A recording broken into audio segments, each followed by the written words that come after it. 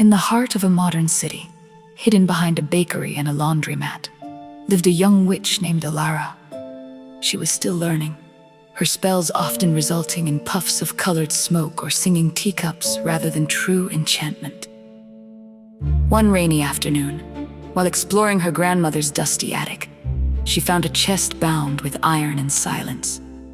Inside lay a book, its leather cover etched with symbols that hummed under her touch. It was a grimoire, lost for 1,000 years. Alara had a problem, a very human one. Her classmate, Leo, with his easy smile and kind eyes, never seemed to notice her. Desperate for a solution, she turned to the ancient book. Under the flickering light of her bedroom, she found a spell titled The Weaving of Hearts. The script was archaic, the ink faded. With a pounding heart, she gathered the ingredients, rose quartz, honey, a drop of dew, and began to chant. But Alara was still learning. She mispronounced the old tongue, stumbling over syllables of binding and desire. Instead of weaving a gentle affection, her mangled words struck a deeper chord. The room plunged into cold. The symbols on the book blazed with silver fire, and the air itself cracked like ice. From the heart of the light stepped a man. He looked to be in his prime, perhaps in his 30s, with hair the color of winter wheat and eyes like a stormy sea. He was dressed in robes of a forgotten era, and power radiated from him like heat from a forge. This was Kalen, the last guardian. He had not drawn breath for 1,000 years, having poured his life force into a sealing ritual to protect this very book from a cataclysmic evil. His sacrifice had frozen him in death at the moment of his greatest strength and beauty. He blinked, disoriented, his gaze settling on the trembling young witch with the book in her hands. "You broke the seal?" His voice was a low rumble, like distant thunder.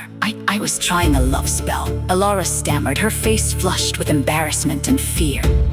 A faint, sad smile touched Kalen's lips. "You invoked a spell of awakening, a calling meant for a power far greater than a schoolgirl's crush." He looked at her, truly looked, and something shifted in his ancient eyes. A recognition, deep and sure, thrummed between them. It was a pull as fundamental as gravity. As days passed, Alara learned his story. He was a magician from an age of soaring towers and crystal forests, tasked with guarding the grimoire that contained both creation and ruin. She also learned of the dark entity he had sealed away, a shadow that had begun to stir once more the moment the book was opened. Their bond deepened with startling speed. He found her clumsy magic endearing, teaching her with a patience she'd never known. She showed him a world of light and noise he thought lost forever.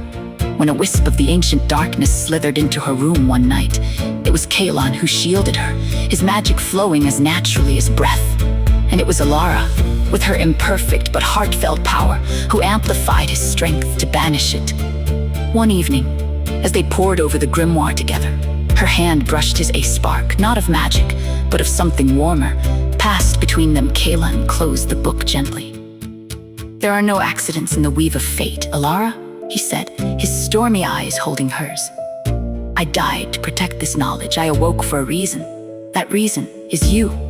The spell you cast did not fail. It simply reached past a boy in your class and called to the one written in the stars for you. Your true mate.